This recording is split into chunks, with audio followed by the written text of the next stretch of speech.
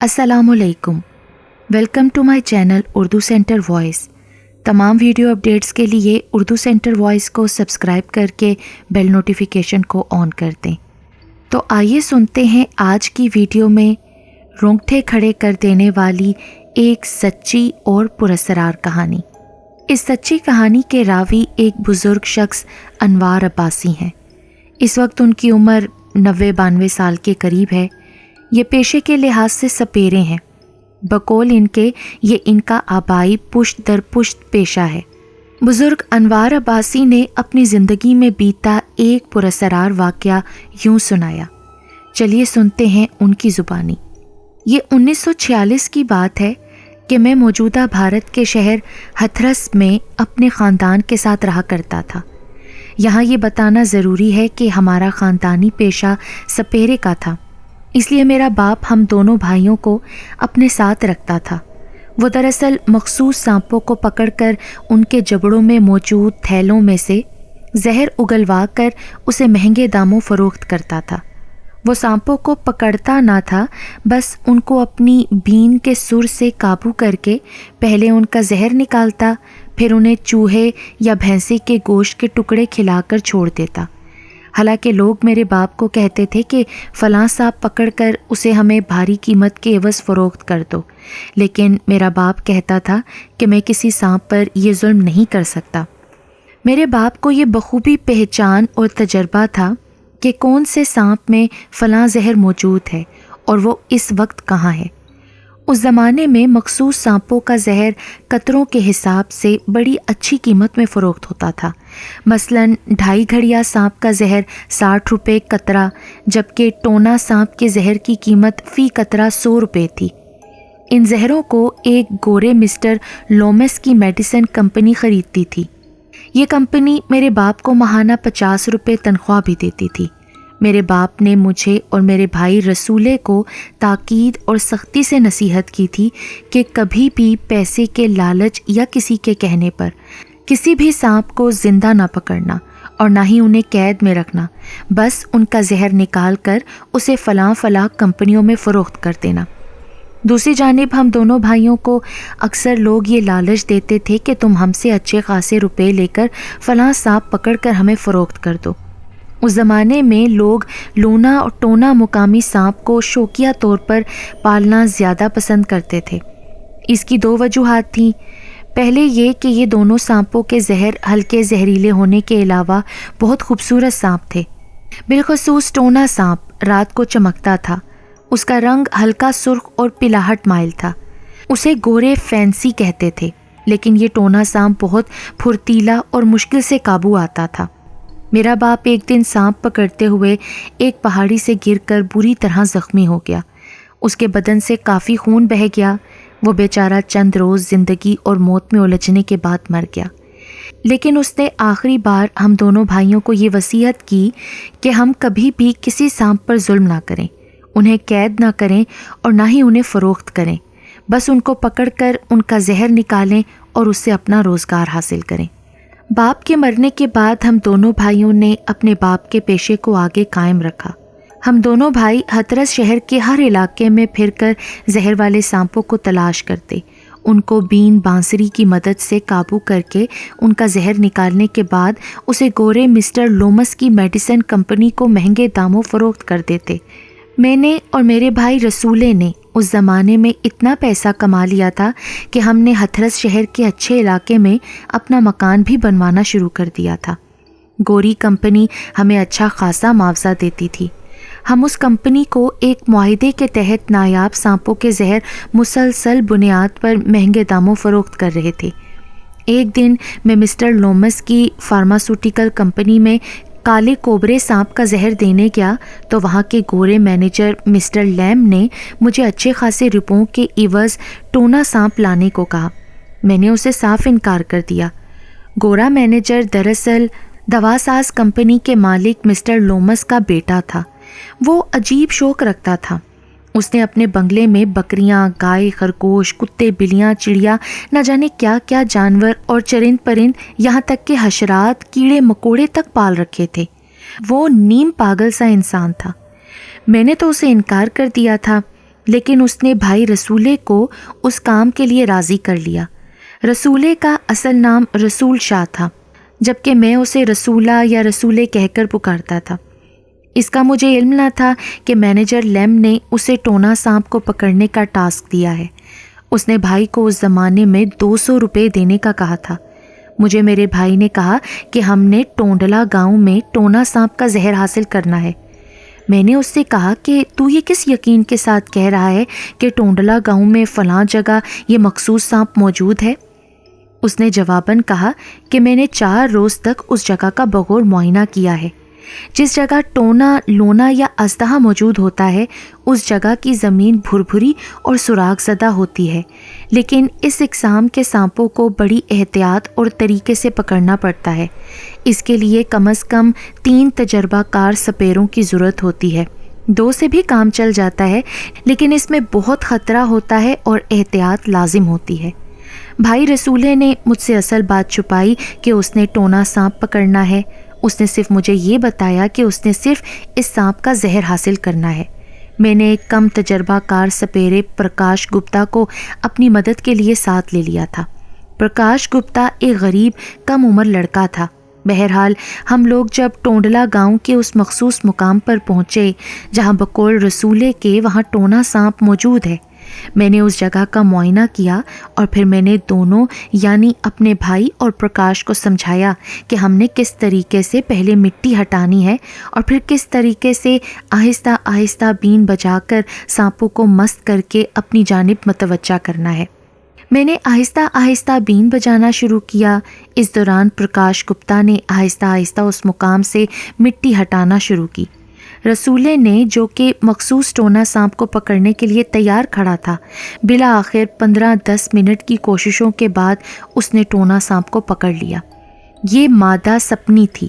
میں نے فٹافٹ اس کے 4-5 قطرے زہر نکالے، لیکن پھر میں نے اسے چھوڑ دیا۔ لیکن رسولے نے اس مادہ سپنی کا نوخیز بچہ سپولیا جھٹ سے پکڑ کر سانپوں کی مخصوص تھیلی میں ڈال دیا۔ میں نے چلا کر کہا، یہ تو کیا کر رہا ہے؟ اس بچے کو چھوڑ اور اسے دوبارہ اس کے بل میں ڈال دے۔ نہیں بھائی، میں کبھی بھی اسے نہیں چھوڑوں گا۔ میں اسے مہنگے داموں مسٹر لیم کے ہاتھوں فروخت کروں گا۔ 200 روپے ملیں گے مجھے۔ نہیں، تو ایسا نہیں کرے گا، میں نے اس کو غصے سے جھنجھوڑتے ہوئے کہا۔ لیکن اس نے مجھ سے گستاخانہ انداز میں کہا کہ میں ہر قیمت پر اس سانپ کو حاصل کر کے رہوں گا اور اسے فروخت کر کے بھاری رقم حاصل کروں گا جس کی ہمیں ضرورت بھی ہے۔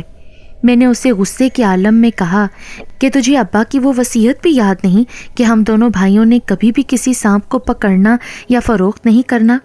اس نے بڑے روب سے کہا، ابا مر گیا ہے تو اس کے ساتھ اس کی نصیحتیں اور فضول باتیں بھی ختم ہو گئی ہیں۔ میں نے اسے پرزور طور پر کہا کہ اب بھی وقت ہے، تو سانپ کا یہ بچہ چھوڑ دے، لیکن اس نے میری باتوں کو یکسر نظر انداز کر دیا۔ ابھی میں اسے یہ سمجھا ہی رہا تھا کہ وہ اس ٹونا سانپ کے سپولیے کو چھوڑ دے کہ اس دوران ٹونا سانپ کی ماں یعنی سپنی نے اسے جھٹ سے اچھل کر ڈس لیا۔ میں نے فوری طور پر اس سپنی کے سر پر سنتا مارا اور پھر وہ اپنے بل میں گھس گئی۔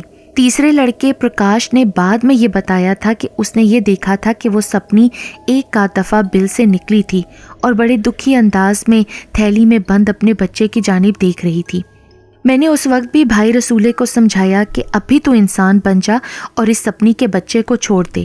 بدقسمتی سے میرے بھائی نے میری بات نہ مانی، بلکہ مجھے کہا کہ بھیا تو میرے کاموں میں دخل نہ دے۔ میں نے اسے کہا کہ تجھے ٹونا سپنی نے ڈسا ہے، تو فوری طور پر اپنے ہاتھوں سے خون نکال اور وش منی لگا۔ سپیرے وش منی اپنے ساتھ رکھتے ہیں، اسے سانپ کے ڈسے مقام پر لگایا جاتا ہے اور پھر احتیاطاً اس جگہ سے کافی مقدار میں زہر آلود خون بھی نکالا جاتا ہے تاکہ خون کے ذریعے مزید زہر نہ پھیلے۔ اس نے کہا، نہیں، یہ اتنا زہریلا سانپ نہیں ہوتا، میں اس کے ڈسے مقام سے اپنا کچھ خون نکال لیتا ہوں۔ اس نے میرے سامنے ڈسے مقام سے خون نکالا، لیکن اس نے وش منی نہ لگائی۔ وہ بہت ضدی تھا۔ اس نے کہا کہ میں یہ سپولیا لے کر گھر جا رہا ہوں۔ تیسرا لڑکا پرکاش گپتا بھی اس کے ہمراہ ہو گیا، جبکہ میں سانپوں سے حاصل شدہ زہر کے قطروں کو فارماسوٹیکل کمپنی میں فوری طور پر پہنچانے چلا گیا۔ اس کی وجہ یہ تھی کہ سانپوں کا خالص زہر، بالخصوص ٹونا لونا نسل کے سانپوں کا زہر 2 گھنٹے بعد اپنا اصل اثر ظاہر کر دیتے ہیں۔ ان کی پھر کوئی قیمت نہیں رہتی۔ میں جب متعلقہ کمپنی کو زہر فروخت کر کے گھر پہنچا تو وہاں لوگوں اور اہل محلہ کا رش غفیر لگا ہوا تھا۔ میں نے ان سے پوچھا کہ کیا ہوا ہے۔ انہوں نے مجھے بتایا کہ رسولے کو تم فوری طور پر ہسپتال لے جاؤ، اس کا بازو بری طرح سوج کر رہ گیا ہے اور شدید درد کی وجہ سے وہ کسی بکرے کی مانند ڈکرا رہا ہے۔ اہل محلہ نے مجھے مشورہ دیا کہ اسے فوری طور پر آگرہ شہر کے بڑے ہسپتال میں دکھلایا جائے۔ بہرحال میں جب بھائی رسولے کے کمرے میں گیا تو اس کی حالت دیکھ کر میرے ہاتھ پاؤں پھول گئے۔ وہ واقعی درد سے بری طرح کرا رہا تھا۔ اس کا سارا بازو کندھوں تک بری طرح سوجا ہوا تھا۔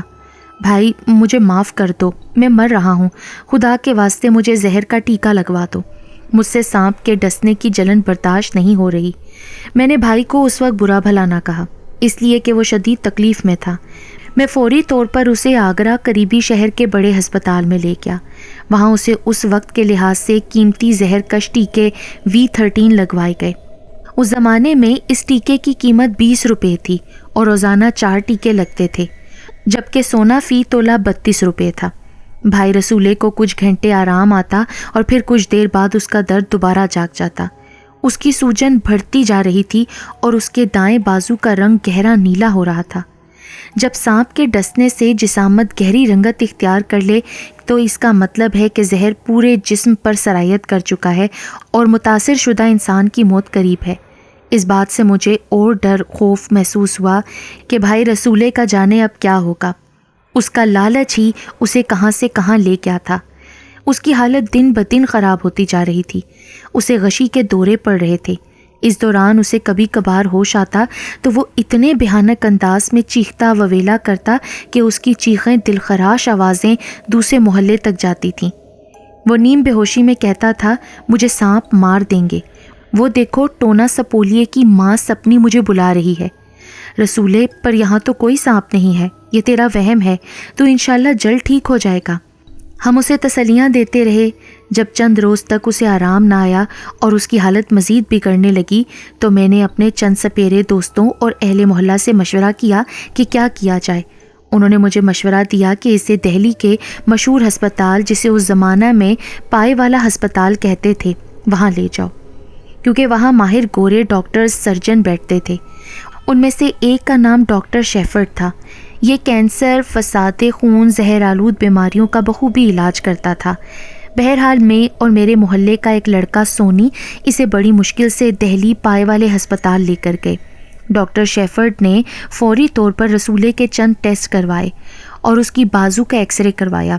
رسولے کے جب خون کے ٹیسٹ اور ایکس رے رپورٹ آئی تو ڈاکٹر شیفرڈ نے اپنی رائے دیتے ہوئے کہا کہ رسولے کے جسم میں ہلکا لیکن تکلیف دہ زہر اینٹ پھیل چکا ہے اور اس کی دائیں بازو میں چھوٹے چھوٹے سانپ نما کیڑے پیدا ہو گئے ہیں۔ اعلیٰ خوردبین سے جب انہیں دیکھا گیا تو ان کے منہ بالکل ٹونا سانپ کے منہ کے تھے، اور حیرت انگیز بات یہ تھی کہ یہ لاتعداد تھے۔ ان کا نکالنا بھی ضروری تھا، لیکن ایسا کرنا ناممکن مرحلہ تھا۔ ادھر رسولے کا ڈاکٹر شیفرڈ انگریزی علاج کر رہا تھا تو دوسری جانب ہم اس کے جسم پر گیلی وش منی لگا رہے تھے۔ رسولے بری طرح تکلیف سے چلاتا تھا۔ وہ کہتا تھا، مجھے ایسا لگتا ہے کہ میری بازو کے کیڑے مجھے بری طرح کاٹ رہے ہیں۔ ڈاکٹر شیفرڈ نے بھی اس بات کی تصدیق کی تھی کہ واقعی رسولے کو زیادہ تکلیف ان پراسرار کیڑوں کی، جو کہ ٹونا سانپ کی مانند ہیں، ان کے کاٹنے کی وجہ سے ہو رہی ہے۔ ان پراسرار سانپ نما کیڑوں پر دوائی کا کوئی اثر بھی نہیں ہو رہا تھا۔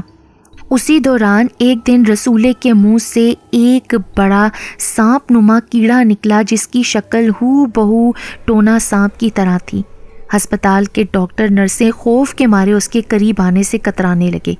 سچی بات ہے، مجھے بھی اس کے قریب جانے سے کراہیت محسوس ہوتی تھی، لیکن میں کیا کرتا، وہ میرا بھائی تھا، وہ شدید تکلیف میں مبتلا تھا، اسے میری ضرورت تھی۔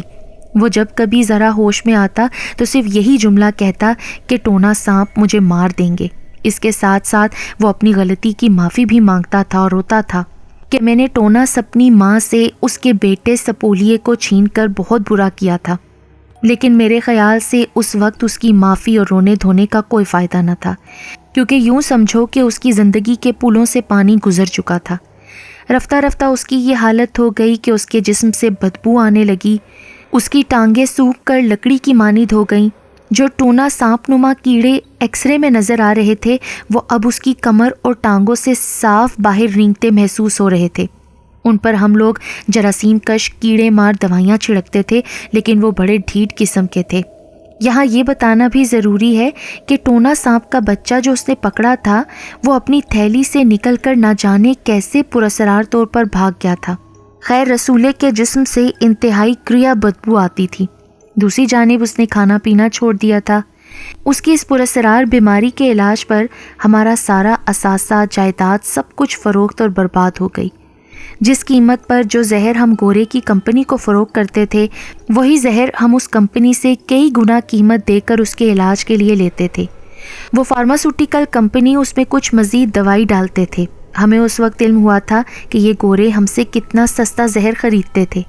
بہرحال بھائی رسولے ایک رات کو چپکے سے اٹھا اور اس نے اپنی مسلسل لاعلاج تکلیف سے نجات حاصل کرنے کے لیے خودکشی کا فیصلہ کیا۔ اس نے ہمارے علاقے کے قریب پانی کے گہرے جوہڑ میں چھلانگ مار دی۔ اس کی جب جوہڑ سے لاش نکالی گئی تو اس کی ٹانگوں، جسموں پر بھی ٹونا سانپ کی شکل کے کیڑے بڑی تعداد میں چپکے لپٹے ہوئے تھے، اور جب ہم نے اس کو دفنایا تو ان کیڑوں نے اس کا پیچھا قبر تک نہ چھوڑا۔